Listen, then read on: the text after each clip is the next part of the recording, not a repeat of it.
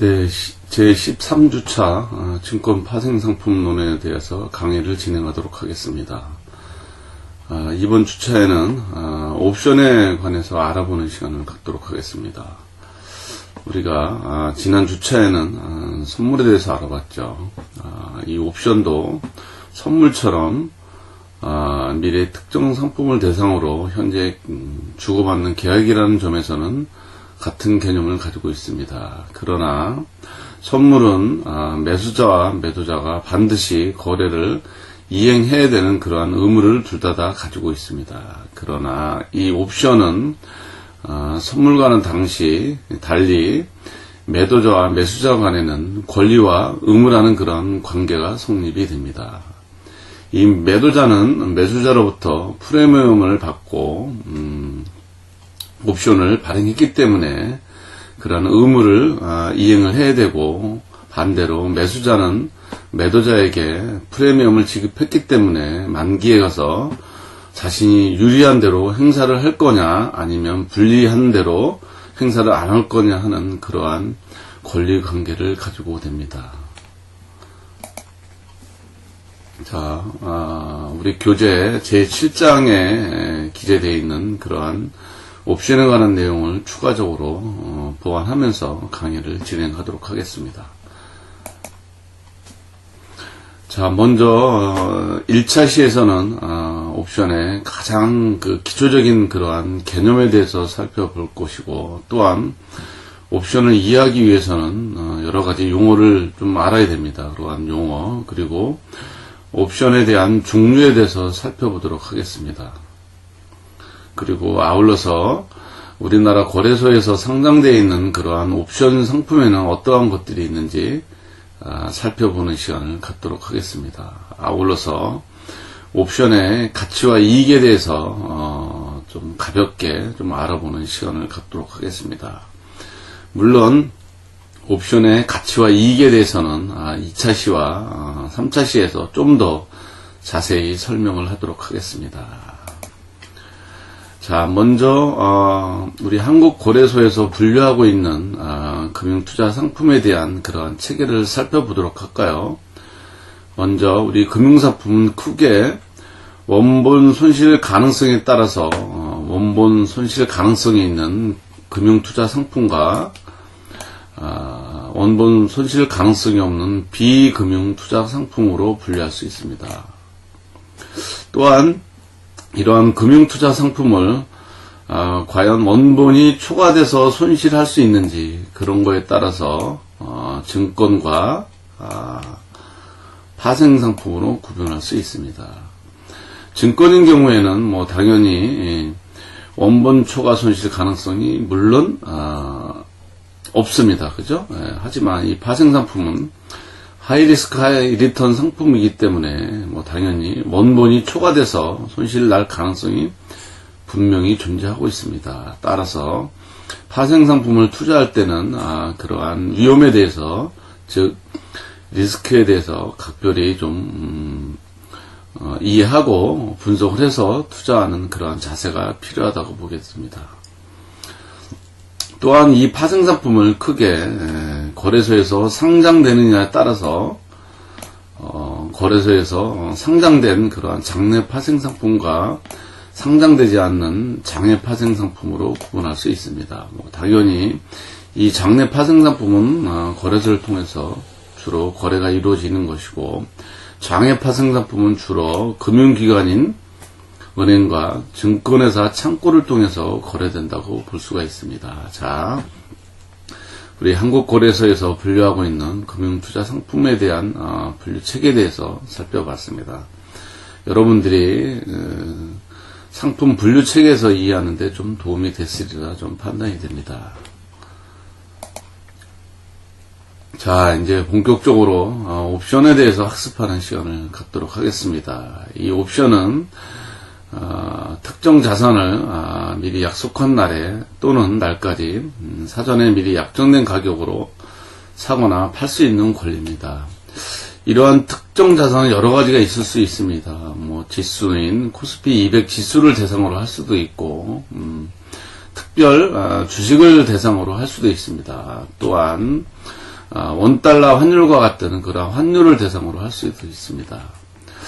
이러한 옵션은 거래해야 될 그러한 의무가 아닙니다. 거래할 수 있는 그러한 권리이기 때문에 옵션의 소유자는 언제든지 자신이 가지고 있는 권리에 대해서 포기를 할 수 있습니다. 따라서 옵션 소유자는 자신에게 유리하면 반드시 옵션을 행사하겠죠. 그렇죠? 그리고 반대로 불리하면 행사를 포기하게 되는, 안 하게 되는 그러한 행위를 하게 됩니다. 자, 우리는 옵션의 매수자를 바이어 이렇게 부릅니다. 또한 옵션 보유자 이렇게 이야기를 하고 있습니다. 홀더. 그래서 옵션의 매수자는 권리를 가지고 있습니다. 그리고 프리미엄을 받고 옵션을 매도한 사람은 우리는 셀러라고 합니다. 또는 라이터, 옵션의 발행자죠. 따라서 이러한 옵션의 매도자는 옵션 매수자와 반대로 의무를 수행해야 되는 그러한 상황에 처하게 됩니다. 자, 이번에는 그 옵션 거래와 관련된 여러 가지 용어에 대해서 살펴보는 시간이 되겠습니다. 자, 기초증권이죠. underlying security. 그래서 옵션의 근간이 되는 이미 존재하는 증권이 되겠습니다. 자, 두 번째는 행사 가격입니다. exercise price, strike price 이렇게 불리죠.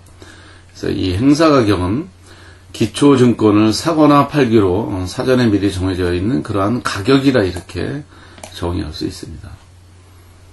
자, 세 번째 용어 중요합니다. 옵션 가격. 우리는 프리미엄이라고 이렇게 이야기를 하고 있습니다. 옵션 거래할 때 시장에서 형성되는 그러한 옵션, 즉 권리에 대한 그러한 가격이라고 우리는 정의할 수 있습니다.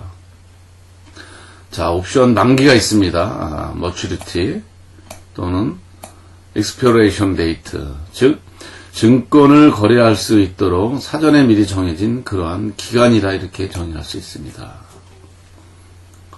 자, 다섯 번째 옵션 결제소가 있겠죠. 옵션 클리어링 하우스. 이 결제소는 한국인 경우에는 한국 거래소에서 수행을 합니다.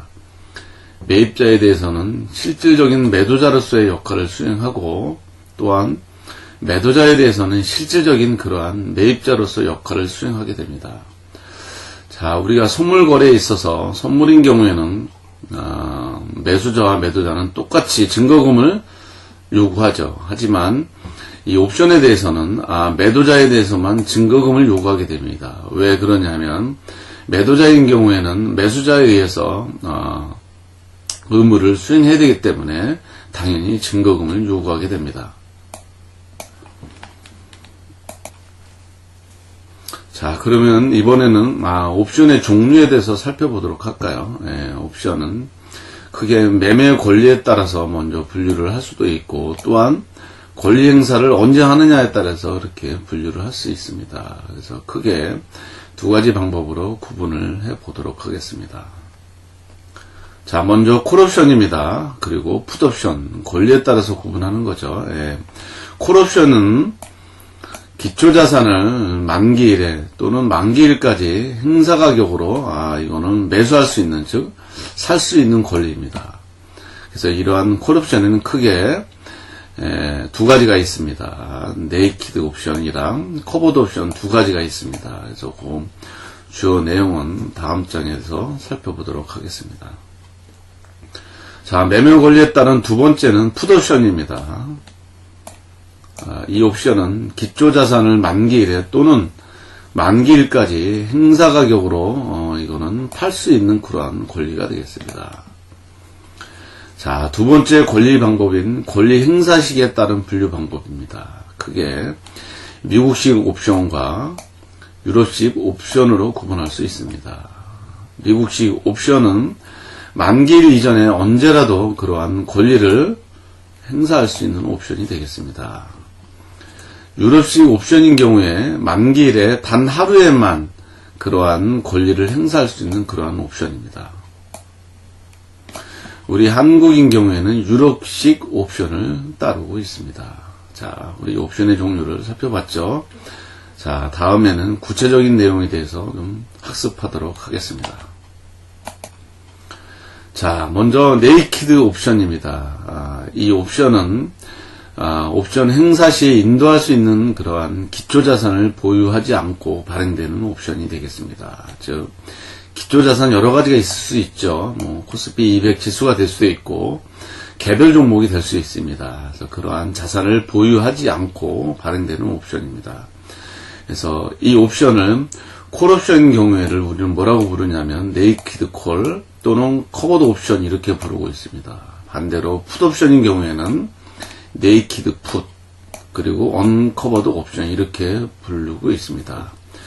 자, 이러한 포지션을 갖고 있는 그런 옵션은 즉 시장 위험에 대해서 해지 되지 않는 그러한 유가증권 포지션을 보유한 경우에 처해 있는 그러한 옵션이라 정의할 수 있습니다. 자, 예를 들어서 콜옵션인 경우에는 실행일과 같은 길 인도에게 풋옵션 매매를 통해서 만약에 해지하지 않는다면 네이키드 옵션이 되겠죠. 그죠? 그러나 이러한 네이키드 포지션은 해지된 포지션에 비해서 손익병이 상당히 크게 나타나는 경향이 있습니다. 그래서 실제적으로 펀드를 운용하거나 옵션을 투자하는 사람들이 가지고 있는 그 포지션은 극히 드뭅니다. 왜? 그러한 포지션을 가지고 있을 경우에는 위험이 상대적으로 크기 때문에 이러한 옵션은 잘 구사하지 않는 경향이 좀 있습니다. 자, 다음은 커버드 콜 옵션입니다. 이 옵션은 어느 정도의 위험에 대해서 해치할 수 있는 그러한 전략이기 때문에 그래서 많은 투자자들이나 펀드 매니저들이 수행하고 있는 전략이 되겠습니다. 자, 커버드 콜 전략을 살펴보도록 하겠습니다. 이 전략은 기초자산, 즉 주식을 보유하고 있는 그러한 상태에서 콜옵션을 다소 비싼 가격에 매도해서, 즉 팔아서 위험을 안정적으로 회피하는 방식이라고 볼 수가 있습니다. 만약에 옵션 없이 만약에 주식만 들고 있다면 만약에 주가가 하락하게 되면 당연히 투자자의 손실이 커질 수 있죠. 그러나 동시에 콜옵션을 매도하게 되면 상대적으로 보유하고 있는 주식 가격이 하락한다 해도 콜옵션을 매도하면 그만큼 받는 프리미엄만큼 어떻게 돼요? 손실이 보존이 될 수 있죠. 그러한 전략입니다.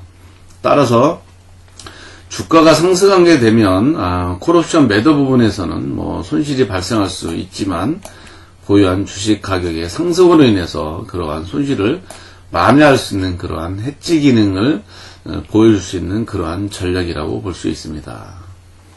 따라서 미래에 향후에 주식시장이 보합세를 유지하거나 또는 강세가 전망되어도 그 강도가 약하다고 판단될 때 바로 그러한 주가 하락에 따른 그 손실을 좀 어느 정도에 줄일 수 있는 그러한 옵션 전략이라 이렇게 여러분들은 이해하면 되겠습니다. 자, 커버드 콜 전략을 다시 한번 정리를 좀 해드리도록 하겠습니다. 자, 이 전략은 주식이나 아니면 코스피 200 지수와 같은 그러한 기초자산을 보유하는 동시에 현재 주가보다 약간 높은 그러한 행사 가격에 그러한 콜옵션을 매도하는 것입니다. 즉 기초자산 보유, 콜옵션 매도 이러한 전략이 되겠죠. 그래서 그 두 가지를 한꺼번에 동시에 거래를 하는 방식이 되겠습니다. 만약에 주식만 보유하고 있는 상태에서 주가가 하락하게 되면 투자자의 손실이 커지겠죠. 하지만 콜옵션을 지니고 있어서 이를 매도하게 되면 손실을 줄일 수 있는 그러한 기능을 가지고 있습니다. 반대로 주가가 상승하는 경우에 콜옵션에서는 손해를 보겠지만 보유하고 있는 주식에 대해서는 가격이 상승하기 때문에 손실을 보존할 수 있는 그러한 기능을 가지고 있습니다. 따라서 이 전략은 해지 기능을 가지고 있다 이렇게 여러분들은 이해하면 되겠습니다. 이 전략의 장점으로서는 주가가 즉 시장이 상승기에 있을 때에는 수익을 어느 정도에 제한합니다. 하지만 하락기의 시장에서는 행사 가격에 콜옵션을 매도했기 때문에 그러한 전략으로 인해서 얻은 그러한 프리미엄 수입으로 어느 정도 주가 하락에 따른 그런 위험을 감소시킬 수 있는 그러한 아주 좋은 장점을 가지고 있는 것입니다. 자, 이번에는 우리나라 한국거래소에 상장되어 있는 그러한 옵션 상품에는 어떠한 것들이 있는지 살펴보도록 하겠습니다. 크게 세 가지로 나눠볼 수 있습니다. 주가 지수와 관련된 그러한 옵션, 그리고 개별 주식과 관련되어 있는 옵션, 그 다음에 상품 옵션, 크게 세 가지로 되어 있습니다. 자, 주가 지수 옵션에는 코스피 200 지수 옵션과 미니 코스피 200 지수 옵션이 있습니다. 그리고 개별 주식 옵션에는 삼성전자, SK텔레콤, 포스코, KT, 한국전력, 국민은행, 현대자동차 등 총 20개 종목이 상장되어 있습니다. 그리고 세 번째, 환율과 관련된 그러한 옵션에는 미국 달러와 같은 그러한 상품 옵션이 있습니다. 자, 개별 주식 옵션을 20개 종목을 한국거래소에서 가져왔습니다. 자, 제가 쭉 한번 체크를 해보도록 하겠습니다. 자, KB금융지주, 아까 국민은행이라고 얘기했었죠. KT, LG디스플레이, LGU+, 그 다음에 LG전자, LG화학, 그 다음에 포스코, SK그룹 꼽을게요. SK이노베이션, SK텔레콤, SK하이닉스, 자동차주, 기아차 있습니다. 자, 그 다음에 삼성주, 삼성 SDS, 삼성전자, 화장품, 업계인 아모레-패시픽, 그 다음에 삼성물산, 자, 금융회사가 있네요. 하나금융지주, 그 다음에 한국전력공사, 현대모비스, 현대중공업, 현대차, 이렇게 20여 개 종목이 상장되어 있습니다. 한국거래소는 개별 주식 종목 중에서 일정한 조건을 가진 주식에 대해서는 이러한 개별 주식 옵션으로 상장시키는 그러한 행위를 하고 있습니다. 자, 그러면 이번에는 옵션의 가치와 이익에 대해서 좀 살펴보는 시간을 갖도록 하겠습니다. 요 내용에 대해서는 우리가 2차 시와 3차 시에서도 다시 한번 설명을 하도록 하겠습니다. 자, 먼저 옵션의 매수자 측면과 매도자의 측면에서의 그러한 가치와 이익을 보도록 하겠습니다. 자, 옵션의 매수자입니다. 옵션의 행사가 분류할 경우 당연히 옵션에 대한 권리를, 즉 행사를 포기하게 됩니다. 포기하게 되니까 당연히 손실이 발생하죠. 근데 그 손실은 무한정 나타나는 게 아니고 그 프리미엄만큼만, 매도자에게 지급한 그 금액만큼만 손실을 보게 됩니다. 자, 옵션 행사가 유리한 경우에 당연히 옵션에 대한 권리 행사에 대한 행사를 하겠죠. 당연히 이익이 납니다. 이럴 경우에 콜옵션인 경우에는 무한정 그런 이익이 나게 됩니다. 그러나 풋옵션인 경우에는 주가에서 프리미엄만큼 뺀 금액만큼만 이익을 보게 됩니다.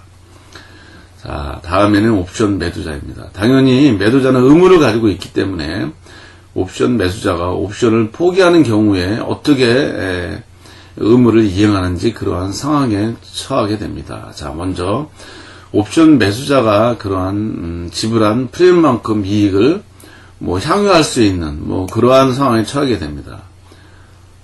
그렇지만 옵션 매수자가 권리를 행사할 경우에는 옵션에 대한 그러한 의무를 반드시 이행하기 때문에 손실은 이렇게 무한정 커지게 되는 그러한 상황에 처하게 됩니다.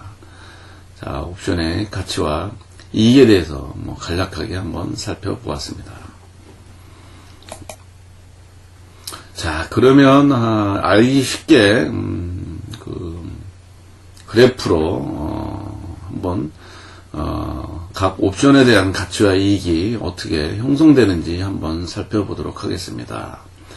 자, 이 콜옵션과 다음 장에서 설명해야 될 그 풋옵션의 가치와 이익은 우리가 옵션 전략을 배우는 다음 차시에서 좀 더 살펴보도록 하겠습니다. 자, 먼저 X축은 기초자산에 대한 가격을 의미하고 있습니다. 당연히 오른쪽으로 가면 갈수록 기초자산 가격이 오른다는 것을 나타낼 수 있죠. 그다음에 Y축은 그러한 기초자산의 가격의 움직임에 따라 옵션의 그 가치에 대한 이익이 그러한 증가되는 모습을 나타내겠죠. 당연히 기초자산의 가치가 오르게 되면 당연히 가치 이익은 늘어나게 되죠. 자, 이 콜옵션 매입입니다. 이 콜옵션 매입은 주가가 상승할 곳에 그 포지션을 두는 전략입니다. 따라서 이 주가가 기초자산이 오르면 오를수록 그 가치와 이익은 계속 증가되는 모습이 되겠죠. 그래서 이익이 무한정으로 증가되는 모습을 보이고 있습니다. 그러나 그러한 기초자산의 가격이 하락할 수 있겠죠. 그죠? 하락할 수 있습니다. 그럴 경우에는 손실이 날 수 있죠. 얼마만큼 손실이 나냐면 요 프리미엄만큼만 이렇게 손실이 나게 됩니다. 자, 옵션의 매수자인 경우에 물론 이 콜옵션을 매도한 사람은 당연히 이거만큼 당연히 손실을 보게 됩니다. 그죠? 그리고 당연히 이익은 요 정도만큼 프리미엄만큼 이익을 수출하겠죠. 자, 콜옵션 매입인 경우에는 매수자 측면에서 주가가 하락하는 것에 베팅을 한다. 이렇게 보면 되겠습니다. 자, 두 번째 전략은 콜옵션 매도입니다. 자, 이 전략은 주가가 어떻게 해요? 올라가는 것을 판 거죠. 그러니까 당연히 주가가 올라가면 당연히 손실을 나게 되죠. 그죠? 예, 손실을 나게 됩니다. 그죠? 주가가 하락하면. 근데 주가가 만약에, 상승하면 이렇게 손해를 보는 거죠. 주가가 상승하는 것을 매도했으니까. 반대로, 주가가 하락을 하게 되면 당연히, 얼마큼 그 이익을 보겠어요. 당연히. 요만큼. 프리미엄만큼. 그죠? 예, 프리미엄만큼 이익을 매도자인 보지만 매수자인 경우에는 거의 뭐 손실을 뭐 제한할 수 있겠죠? 이렇게 되어 있습니다. 자, 다음에는 풋옵션에 대한 가치화 전략입니다. 자, 풋옵션은 뭐죠? 이 전략은 주가가 매수자의 측면에서 보면 먼저 주가가 하락하는 것에 베팅을 하게 됩니다. 그래서 주가가 당연히 하락하면 할수록 어때요? 뭐 이익을 보게 되죠, 이렇게. 예, 하지만 주가가 어때요?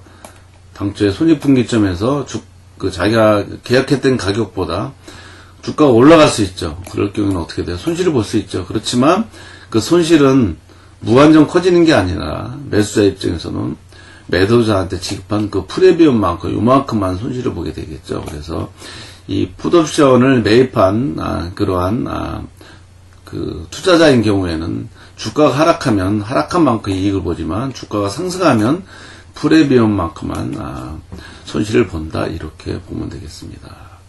자, 그러면 풋옵션을 매도한 사람의 그 이익을 볼까요? 자, 이 분인 경우에는 당연히 아까 얘기했었죠. 주가가 하락하면 하락할수록 뭐 당연히 매수자한테 지급을 해야 되죠. 그래서 손실을 보게 되고 주가가 만약에 상승을 한다. 상승한 만큼 이익을 보는데 얼마큼 보냐?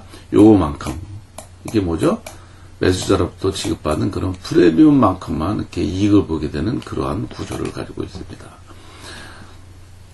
자, 우리가 옵션에는 크게 콜옵션과 풋옵션이 있다는 것을 우리가 말씀을 드렸습니다. 그래서 기본적으로 우리가 콜옵션이 있는 경우는 주가가 하락하는 것에 예측을 하고 전략을 구사하는 그러한 옵션입니다. 반대로 풋옵션은 주가가 하락하는 그러한 시장 예측을 할 때 수행하는 전략이 되겠습니다. 자, 여기서 중요한 건 뭐죠? 옵션도 선물처럼 미래를 대상으로 해서 현재 계약하는 거래이긴 하지만 매도자는 프리미엄을 수취하고 매도했기 때문에 의무를 처하게 되지만 매수자인 경우에는 프리미엄을 그 매도자한테 지급했기 때문에 권리를 가지고 있습니다. 따라서 매수자보다는 매도자가 훨씬 더 그러한 리스크를 안고 있을 수가 물론 있습니다. 물론 시장은 반대로 갈 수가 있습니다. 그래서 선물이나 옵션 모두 다가 미래에 대한 그러한 현상을 어느 정도 예측만 할 수 있다면 투자자에게 이익을 어느 정도 가져올 수도 있고 때때로는 레버리지 효과 때문에 많이 가져올 수도 있습니다. 그러나 본인이 예측한 대로 시장이 움직이지 않는다면 특히 매도자에게는 많은 손실이 가져올 수 있는 그러한 성격을 가지고 있습니다. 따라서 옵션을 투자할 때는 각별히 위험에 대한, 즉 리스크에 대한 부분을 체크를 하고 투자하는 게 무엇보다 중요하다고 생각이 됩니다. 자, 1차 시 옵션에 대한 아주 기본적인 내용에 대해서 살펴보도록 하겠습니다. 다음 2차 시에서